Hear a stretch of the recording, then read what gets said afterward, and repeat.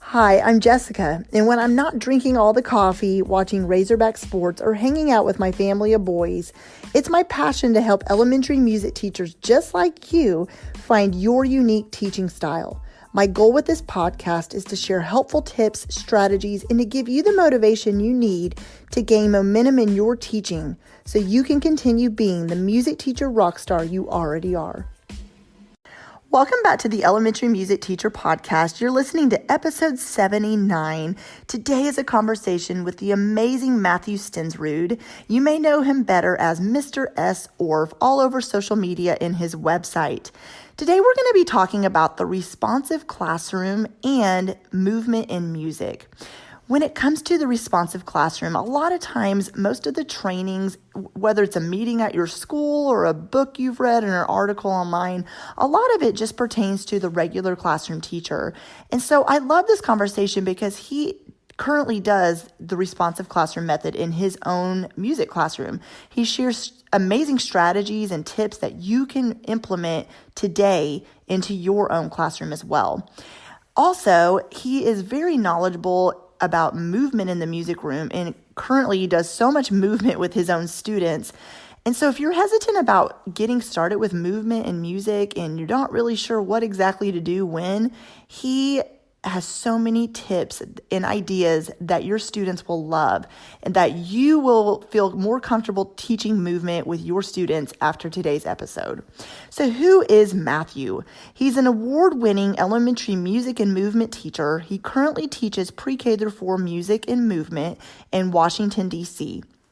He received his Master's of Music Education from George Mason University and his Bachelor's of Music Education from the University of Cincinnati College Conservatory of Music. He's an Orff Schulwerk approved teacher educator of movement and teaches movement levels courses in South Carolina and Oregon.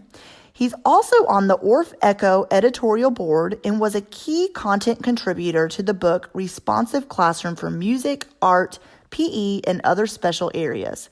He presents workshops internationally and is also well known on social media, like I said, as Mr. S Orff. So let's go ahead and go right into today's conversation with Matthew Stensrud. All right, everybody, welcome back to the podcast. As you heard in the intro, we have Matthew with us today, and I'm so excited to talk to him about the responsive classroom and movement in the music room. And so without further ado, Matthew, I'd love for you to just introduce yourself a little bit more to the audience, and I'm so excited to have you here. Thank you, Jessica. It's an honor to be here. Yeah, everyone, my name is Matthew Stensrud, and this is my 10th year of teaching elementary music. I taught in 2 different public schools previously, both in Fairfax County and Alexandria City, which are public schools in Northern Virginia, outside the Washington, D.C. area. And now I'm in my first year at Sidwell Friends School, which is a Quaker school up in D.C. So it's really kind of fascinating to have the lens of a independent school as well as a Quaker school, and have a lens as a brand new teacher, because even though you've been teaching 10 years, anytime you're in a brand new school, it kind of feels like your first year all over again. So that is also kind of an adventure. But I was trained classical pianist, so that was where my musical kind of expertise came from. And I grew up in Oklahoma and then went to study my undergrad at the University of Cincinnati Conservatory of Music.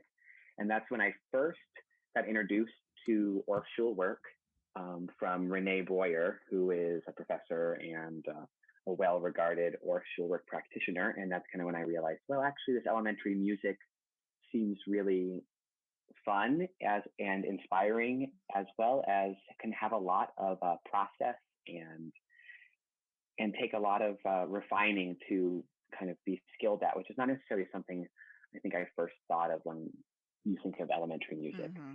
So that's when I really realized this actually can be a very philosophical, aspect of my teaching that I really love. Not to mention, I just love working with kids too. So working with, preschoolers and kindergartners brings such a smile to someone's face. And I think that's when I realized this was kind of the journey that I was excited to embark upon. So yeah, that's a little bit about me. And now I've kind of learned more about movement and responsive classroom through some, trainings and experiences that I've been fortunate to kind of run into, and then have made a lot of those connections with Orff Schulwerk as well as the elementary classroom. And that's kind of what's led us to this conversation today.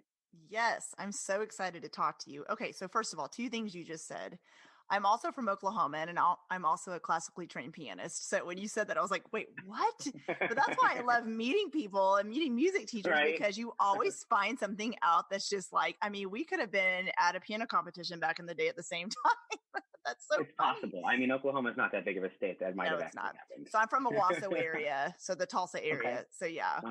Yeah. I grew up in Norman. Okay, so totally different parts of this, but still, you never know. Okay, well, that's Well, so cool. I actually went to a piano camp at the University of Tulsa. Oh, really?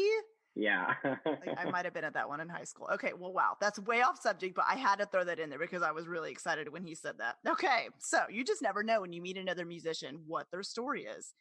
Right. Okay. Oklahomans are great. So. Oh yeah. You know. Oh, totally. It really is. It is a great state. And yeah. And I think people that have never visited, just like I'm in Arkansas now, you know, they just think we all just drive around in covered wagons, and there's nothing wrong with that. But I'm like, no, we have vehicles and we live in houses.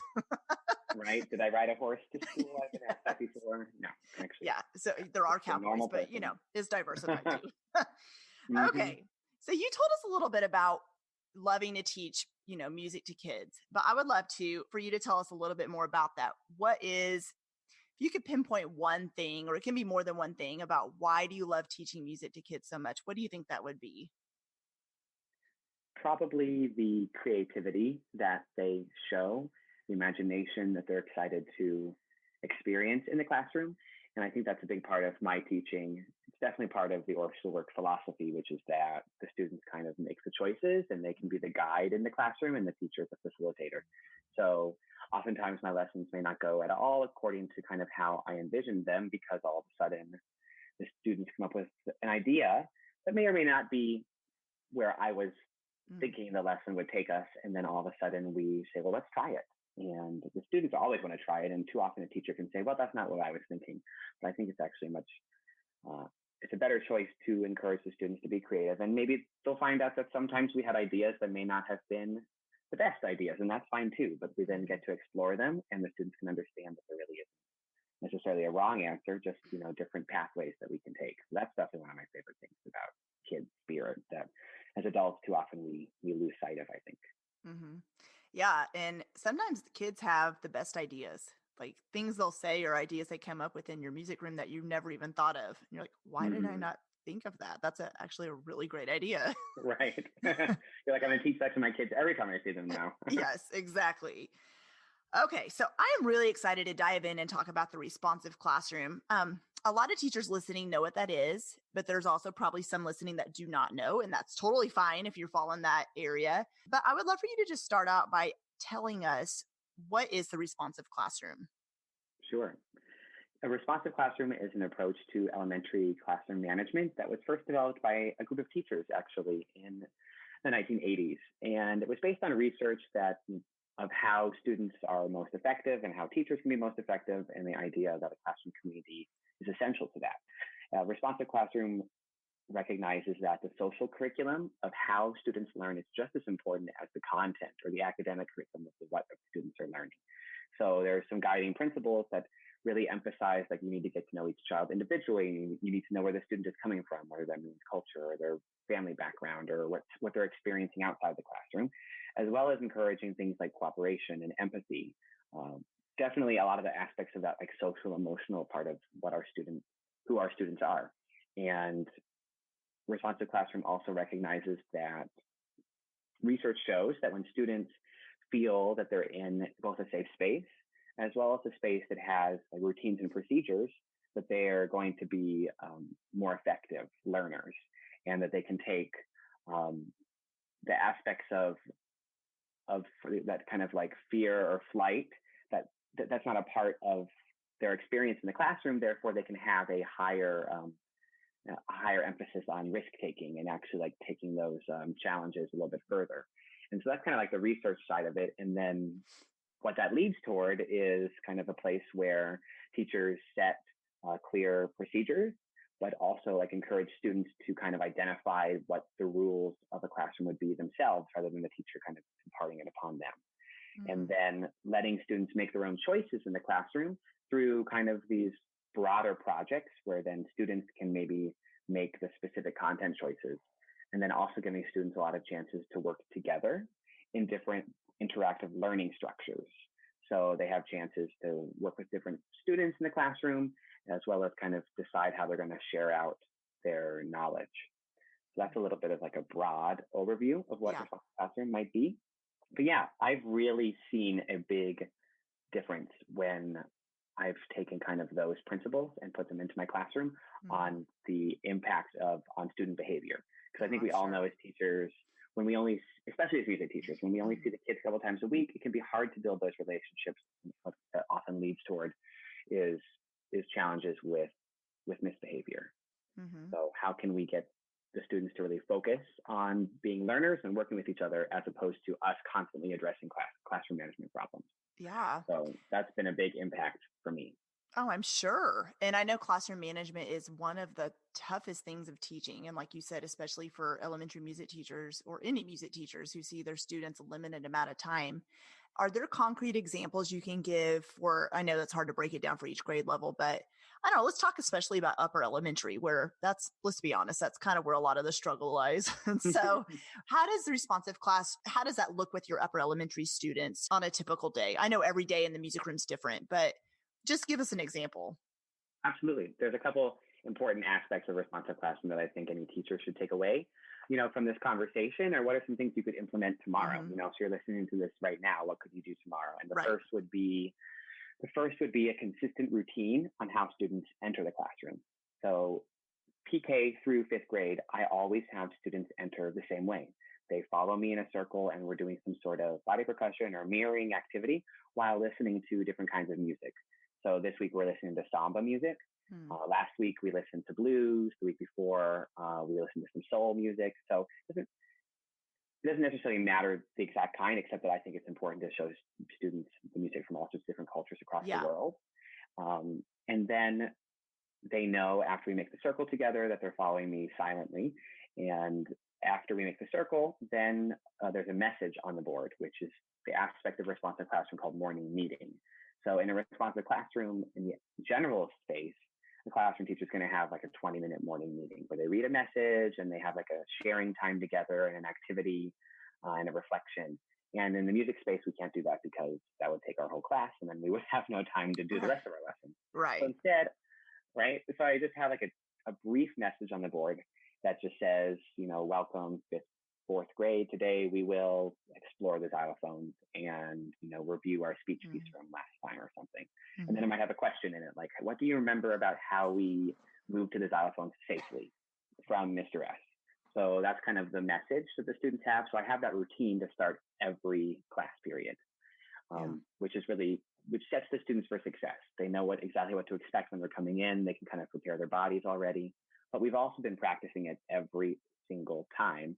And sometimes that means that maybe the students come in noisily, and that just means that we walk right back out and we try it again. And that can be hard to remember and reinforce, but it's not necessarily like a punishment. And I'm not mad at the students per se. It's just, I noticed that we came into the classroom unprepared because we were talking as opposed to mirroring the body percussion. So let's practice again. And then you practice again, and you'll notice 99% of the time the students snapped into gear, and I didn't need to reprimand them. It was just let's remember how this works, and then we try it again. So that's definitely one big takeaway that I would definitely suggest that teachers try, like right away. And then the second one I would maybe suggest that teachers try is something called interactive modeling. And it's a process where a teacher models a proper routine or behavior. So for the upper elementary kids, it's going to be going to the xylophone. So you have the message that says, today we're going to go to the xylophones. And then I will walk over to the xylophone with my hands by my side. I walk to the last xylophone in the row. I sit there with my hands in my lap. And I say, what do you notice? And all the fourth graders jump in. They say, well, I noticed you didn't talk. I noticed you didn't touch anything. I noticed you didn't run. I noticed you didn't jump over the instruments. And they'll say all sorts of things that I don't even think of. I noticed you blinked 7 times or something. The specific stuff. You're like, what? Right? I don't even know that I did that, but thanks a lot for sharing. Right? That's awesome. And then a student models it right after that. And we ask, what do you notice again, to reinforce that behavior. and then all the students go. And I do that with fourth grade to this day. I did it today. And it might seem like, do we really need to do that with fourth graders? And the answer is yes, we do. And it's definitely a much better choice for a teacher to make, as opposed to, here are the 5 rules we have when we go to the xylophone. So the students may not be listening and they didn't see a model do it. And then when they go, they may or may not be successful. Right. So this way, you have a model as a teacher, you have a great student model, show it. And every time I do it, the students are always successful. Mm. So that's a big takeaway I would suggest, is just try the interactive modeling, because then the students come up with the rules. I didn't tell them what the rules are. They realized through the model what the expectations are, and they kind of told themselves and shared out what they saw. Mm-hmm. Yeah, I love that. I love everything you just said. And I was like nodding my head the whole time, because seriously, it's so good. And the walking your class out and back in, and like, I love that you said it's not a punishment. It's just, they know what you expect, and knowing we're not starting until we're quiet. And so it's, you're not like, we're coming out in the hall and trying this again. You're not mad. You're just, like you said, modeling. No, we're walking out and coming back in. And when I've told certain teachers to do that, do some mentoring things, and I don't want to do that. They use the word, but that's mean. They're going to think I'm mean. They're going to think, no, it's not about that. I think it just takes a little bit of time for teachers listening to this, and you're thinking that is mean, or that's too hard for me to do, kind of thing. Sure. Right. I think it is something out of your comfort zone, because you want your students to like you. And so you're kind of this fine balance of, yes, I need to model behavior and have classroom management, but on the flip side of that, I want them to like me. So I don't want to be too hard. But I notice, and you can probably attest to this too, do you feel like most of the classroom management issues happen in a classroom where the teacher is not modeling behavior, or there is no, and this is not to make anyone feel bad, not modeling behavior, and they're just kind of teaching over the noise instead of stopping it and trying to come back in the classroom again? Do you see that happen? Absolutely. Yeah. No, definitely. And if you talk to students about it, they'll say that those are the challenging classes for them, because they appreciate a teacher who is a good role model, but also holds high expectations for the kids, but kind of shares it in kind of that, exactly what you said, Jessica, like a role model kind of relationship, know? Mm-hmm. It can be a strong urge to want to be our students' friends. Yeah. And while we want to have a positive relationship with them where they can trust us and they can want to take risks with us and they can want to share it with us, especially if there's anything, important they want to share, they should always feel safe to be able to do so. But at the same time, we want them to see us as, a safe leader and that facilitator that has, that has those modeling and those role model, qualities. And that's important too. And the only thing else I'll say is, it will be weird. It will be a little uncomfortable the first time a teacher tries that. So if the teacher's listening right now and you try it, it'll seem a little funny at first. And the kids will question it a little bit first too. I just encourage a teacher to just show with your body language and with your tone that it's not a mean tone that you're coming from. Yeah. That's why I usually use words like I noticed, so I'm just imparting what I saw, as opposed to like an emotion quality to it, or let's remember, or who can show us, or we remind ourselves that, which is just these kind of like open sentence starters that are a little less, emotional or negative. I know what you mean. You can try to, right. If you can try to keep your language like that, that's my best suggestion to instead a teacher trying it out the first time. This is the 10th time you've come in like this, and I'm sick of it. Yeah. Instead of something like that. You're thinking in your head. Think it in your head, but don't say it out loud. Exactly. I do want to ask you about this. This just popped in my brain, speaking of my head. What about those couple of kids who, always are those students who have a hard time buying into anything you're wanting to do in your classroom? Do they respond well to the responsive classroom system, and then, or does it just take them a little bit longer to come around, kind of? I'd say a little bit of both. Okay. And responsive classroom really is a model meant to work for 95 to 99% of the students in your space. So we have students that are on behavior plans. Right. That responsive classroom model with that intrinsic motivation and these role model skills and modeling doesn't work for everyone. So someone might need that extrinsic motivator, or someone might need that sticker sheet that's on a behavior plan.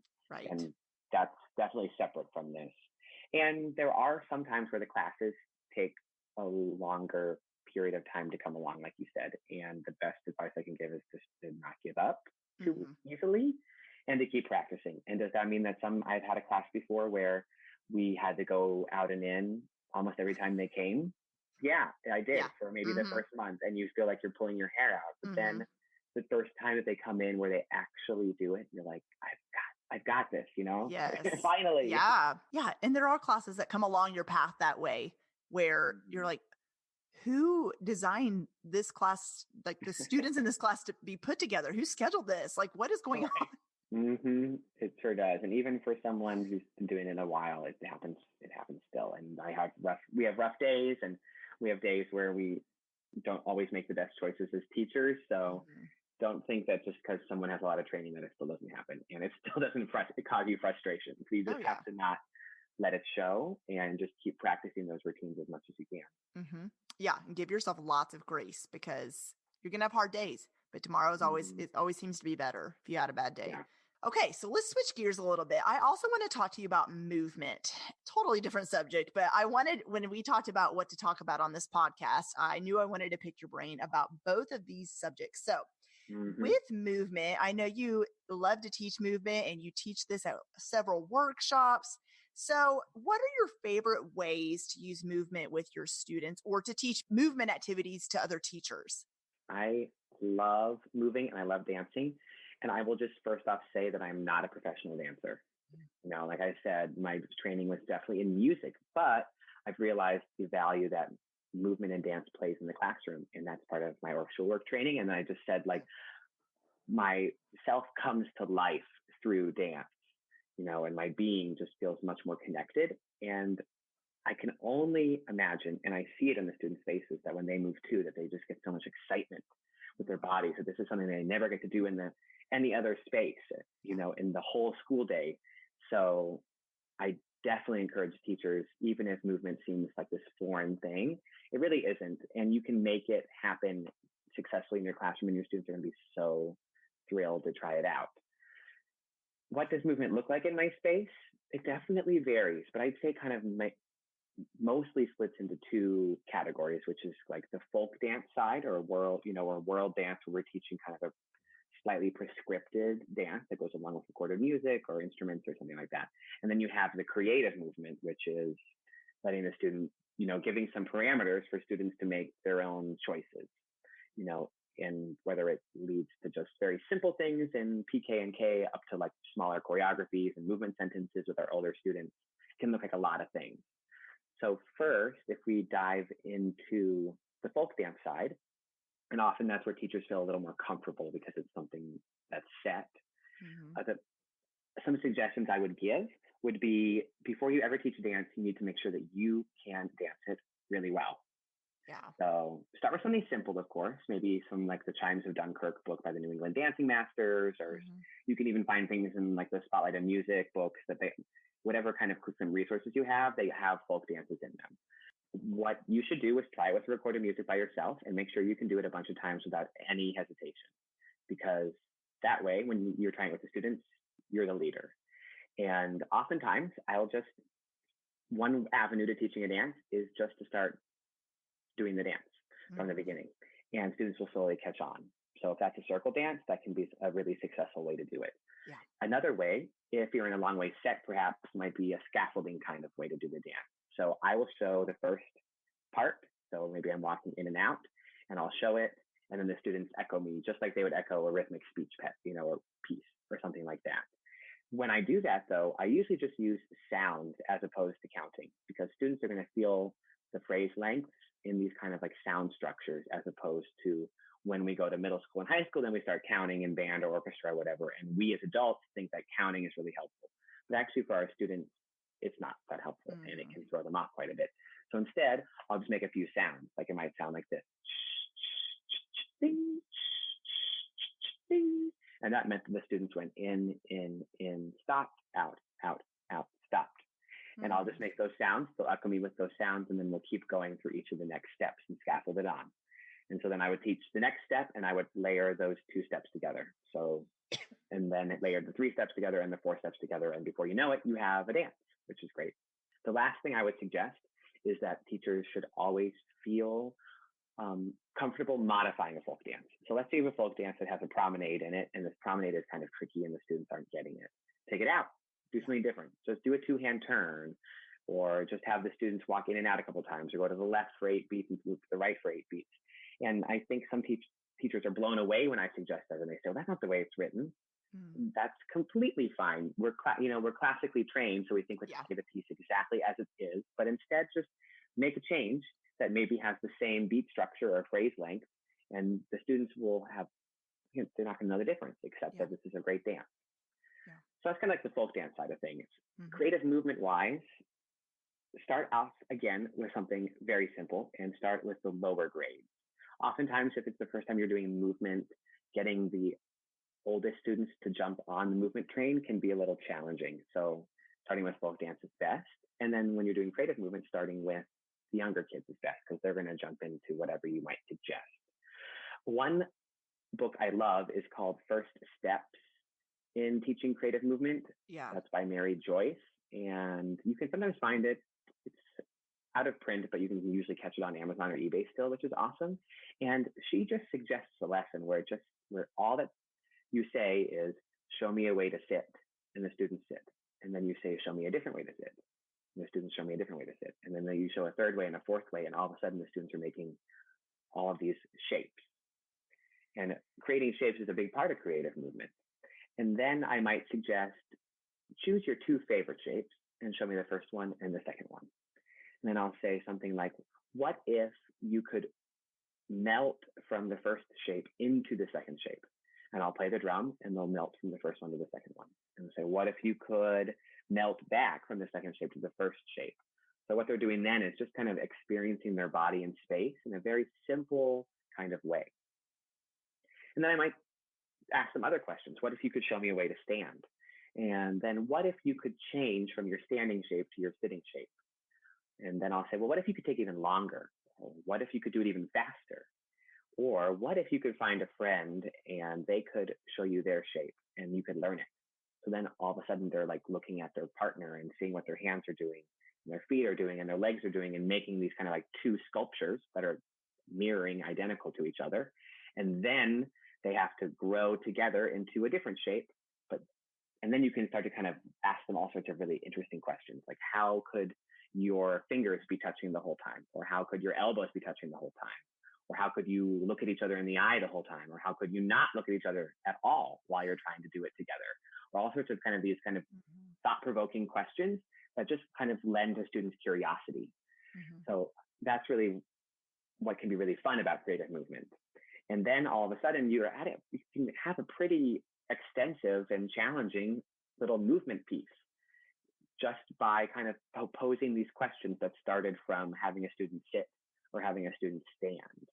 And I think that's sometimes what we forget, is that we don't have to have these, complicated choreographies per se.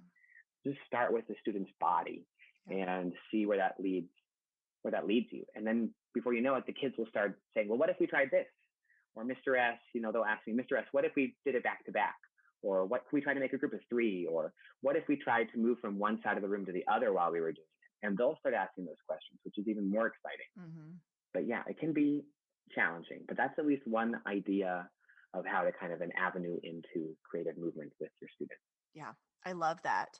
I remember taking an Orff workshop, and that was the first time I had learned about creative movement, like you just described it, with moving in shapes and find your partner and do this, and before that, with our limited methods class we took in college was movement is play music, have the kids move folk dances, but we didn't really go into the creative movement side of things so much because, like you said, our classically trained brains are like, you have to have music playing and you have to dance, not just, where else would the kids do this? This would be the only class they would do this, PE they do. I mean, absolutely, some stuff like that. But if we don't give them the opportunity to do creative movement, they're probably not going to learn it anywhere else. But yeah, the first time I was kind of mind blown. I'm like, this is genius, because it's getting the kids, like you said, they start making up their own movements, but they love it. I mean, and it gets them really focused and listening, because they're like, oh, what's she going to say next? Or what's he going to say next? And it really I don't know. I loved it. And I remember the first time I learned about it. And then when I started implementing it with my students, and at first they were looking at me like, what? You want us to what now? So, Excuse me? yeah. You want us to form a triangle. But it's just anytime you introduced anything new in your classroom, even back to responsive classroom, it's just sometimes it's like, it just takes time, and you have to get comfortable with it. And then your students will get comfortable with it with time. And what's great about what you just said, Jessica, is that you've gone to those workshops where you've gotten training. And what I can suggest to teachers listening is you find something where you can go to something that has creative movement in it. Whether it's like a modern dance class, perhaps. There's a dance school in my neighborhood that sometimes I go to because it's a great way to just be comfortable with my own body. Another path is just yoga, though. Like, if taking yoga classes made me feel a lot more comfortable with movement and balance. And even if teachers do that, they might feel a little more at ease, with the idea of movement in their own space. With older kids, yoga can also be awesome. Because oftentimes people ask me, well, how do you get the older kids, or especially the boys? Because that can be a challenge with movement, because it doesn't seem like something that might work for them. And if you think of yoga or the idea of these weight relationships, that's something that really hooks the older kids in. So I'll often have them do kind of like those trust activities, where maybe their feet, two kids are standing with their feet near each other, and they hold each other's arms, and they have to start leaning back and see how far they can lean back, keeping their bodies still and slow, and then pull themselves back up again. And that's kind of that idea of that weight relationship, which is an important part of creative movement, but also a really neat activity that these kids are like, oh, wow, this is really fun. And they get really into it. And then you kind of can start asking these what if questions again. Well, what if you started over here, and then you found a way to do your weight relationship, and then you found a way to choose a locomotor word to end on the ground.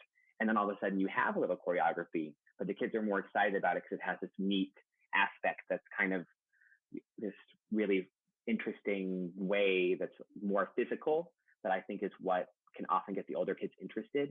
Is it's not just like a dance, and I won't call it a dance. We'll just say, let's try this part where you have to share this weight with your partner, and they think it's really fun because it gets that physicality into it. So it's all about sometimes the way you word things too, like how it comes across to your students. Yes, I love that.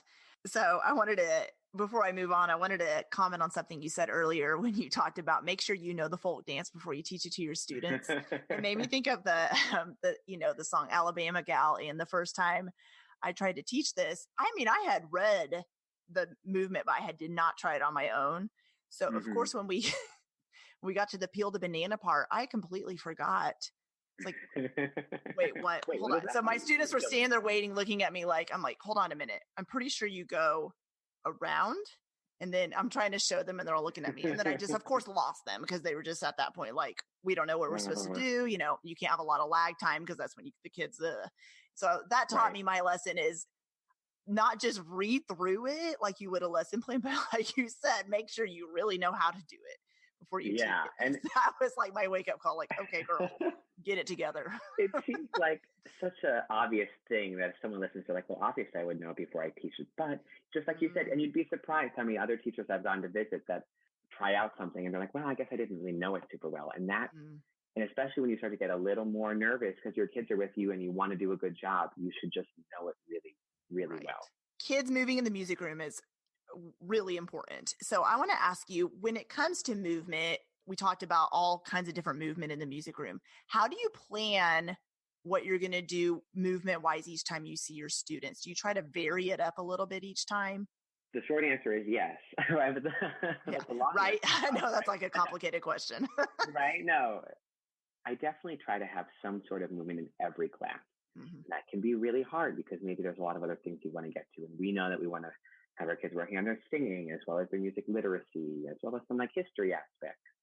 Going to the xylophones and playing recorders and playing on-pitch percussion. And it's like, when do you have time for movement? So perhaps movement is just something as in the simple mirroring or body percussion activity that they're following me as when they enter the space. That at least is a good way to get a little bit of movement in. I usually, though, try to switch back and forth between folk dance and creative movement. So maybe I do at least one or the other. So maybe that time with the class, I'm spending 5 or 10 minutes introducing part of a circle folk dance, but I don't actually teach it all. So that over the course of 2 or 3 lessons is really when the whole dance is taught. Or it might just be, well, I have a little bit of time to do a small creative movement activity, like the example I given earlier, and maybe I just spend 5 minutes on it. Another one I spent 5 minutes on today, I kind of call shapes and movers. And it's very simple. So every student makes a shape in the space. And then one friend becomes a mover, and the mover can go anywhere they want as long as they don't ever physically touch a shape. And so they'll be crawling under legs. They'll be jumping over people that are sitting. They'll be running around them. They'll be making fun shapes around them. And then slowly you add more movers. So maybe you have 4 movers, and the movers are all going through the space. And this happens in first grade. So they're like 6 years old or so. And it's amazing to see the exciting things that they'll want to do. And then after maybe 30 seconds, I play a chime, and the movers each know to tap a shape. They take the shape's place, and then the shape becomes a mover. So that's a really simple movement game that can teach so much, but is a nice way to just say, you have 5 minutes left in class, pull out one of those little movement games like that. Another one I learned from a mentor of mine, she calls it rock tunnels and travelers. So a third of the class is makes different rocks on the ground, which is just kind of curling yourself in a ball. A third of the class makes a tunnel, so they make some sort of shape so the kids can go under them. And then the other third of the class are the travelers that move around, and they get to just crawl under things and jump over things. It's another similar way to do a kind of a game like that as well. And there's all sorts of games like this in Creative Dance for All Ages, a book by Anne Green Gilbert. That is like a great go-to resources. There's another fun game called The Magician and the Zombie, where the magician has a scarf and the zombie just has to follow what the scarf does. Yeah, so that's so fun. If the kid throws the scarf on the ground, then the kid that's the zombie has to just fall onto the ground. Or if the scarf starts bouncing, the kid starts jumping. And it's just fun things like that are great to just fill up a few minutes of time that you might have, but also teach so much ideas with what you can do with your body to the students. Yeah, those are definitely some ways I fill up my class, and I make sure, even if I don't have a larger movement idea in mind, I at least do a snippet of something like that with my kids. So a little bit of movement each time you see them, whether it's a big movement activity or just something simple, like you said, for like 5 minutes. But just getting them moving is the point and the goal, right? So absolutely. I love that. And sometimes you might even do it in the middle of your class because your kids are getting antsy. And too often we try to push through it and we say, well, we have so much we need to teach, but I have to find a way to get them together. Well, if you maybe just spend 5 minutes and do a little movement game, and then they'll be back in your corner and you can go back to whatever you're working on. I love that. That's a great idea. Okay. So do you have any advice that we have not talked about today? We've talked about so much for music teachers listening before we go. Oh, goodness, Jessica. We could be here all day, right? Right. There's so much I want to say. No. You've probably gotten this advice before, but it would be, in general, just don't give up. And I think that works really well, both for responsive classroom and for introducing movement into the space, which is that the first time it may not go so well. You might think, well, this isn't for me then, or this doesn't work for my kids. My kids are are different, or I don't have, the skills for this. And that definitely couldn't be further from the truth. I think that all students love what a responsive classroom space can offer, and all students love to move, but there can be some big mindset shifts that are going to happen in both of those situations, depending upon what your classroom space is like and depending upon if the students have ever moved before. So just keep at it, as well as start small. Maybe just say, do something a little movement-wise with kindergarten and first grade. Or say, today we're just going to practice our routines. Or today I'm going to try to use I notice as a sentence starter, as opposed to I like, because that way it really shifts the attention to the student as opposed to the teacher. Make little goals for yourself to follow through on. The same thing goes when addressing misbehavior. Responsive Classroom has a great model for how you respond to misbehavior by redirecting a student. And that can be challenging as well. So I even put sentence starters on my desk to remind myself every day, even though this is something I've been doing for years. And so just kind of taking it one bit at a time of saying, well, let me just try to work on this week, or this for the month, that would definitely be some advice. Don't bite off more than we can chew, because then we get overwhelmed and it's so easy to get burnt out as a teacher. Yes. And that would be definitely my main suggestion. Yeah, I love that. I've loved this whole interview. So it's so awesome to talk to you. For our listeners that would love to connect with you online, where can they find you and how can they connect with you? Absolutely. There's a lot of different ways because I love connecting with other teachers. And I think that's how you and I connected as well. Mm-hmm. And I think we just learn so much from each other, especially in music education, because we might be the only music teacher in the building. And so sometimes we often feel a little disconnected from everyone else.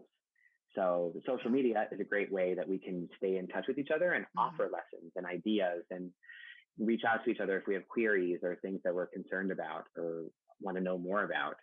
So I have a Facebook page, which is Mr. S Orff, MisterSorff, as well as that's my Instagram handle is the same, Mr. S Orff. And I post to both of those pages all the time with like lesson ideas or other snippets that teachers can maybe take away.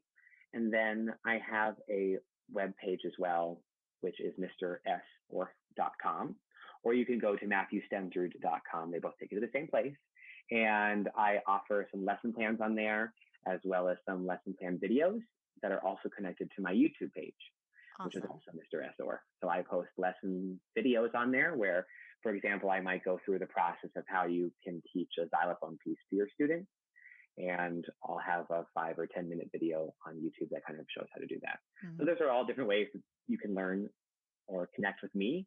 And then I also just love teachers that reach out with messages. So I have teachers who send me Instagram messages asking questions for more information or just something they want to talk about. And I love connecting because it's also really fun for me. And I'll often learn from the teachers that are reaching out. I'm sure you know that. Yeah. And we're constantly learning, and that's what's great about teaching. I think that teachers are lifelong learners, and we're always excited to keep learning. So I would definitely encourage teachers to reach out at any point if there's anything they want to talk about. And I guess finally is that there is a great book that I was fortunate enough to contribute to called Responsive Classroom for Music, Art, PE, and Other Special Areas. Oh, yeah. That is a great resource for music teachers that want to know more about responsive classroom. And you can find it on Amazon or anywhere else. But I can attest that it is a classroom management book that is relevant to music. Because there aren't very many. Right? It's hard to find them sometimes. Yes. But they reached out to me and I was able to actually kind of curate some of the ideas and lesson plans that they provide in the book. So they really are something that would happen in the music room as opposed to something that someone else writes that would never happen in our space. Oh, yeah. So I could definitely give it a thumbs up that it's a good resource if you're kind of dipping your toes into classroom management. Okay. And all these links will be in the show notes as well. So make sure you check them out. Thank you so much for coming on the podcast. I've loved this interview. Yeah. And it's been great to talk to you. Yeah, it's been really fun. So I hope that everyone learns a lot from it, and I look forward to kind of staying in touch.